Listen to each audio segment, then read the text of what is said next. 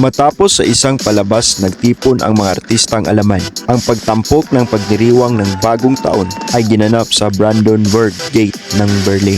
Sinamahan ng mga tao ang isang palabas ng apoy upang ipagdiwang ang pagdating ng taong 2025.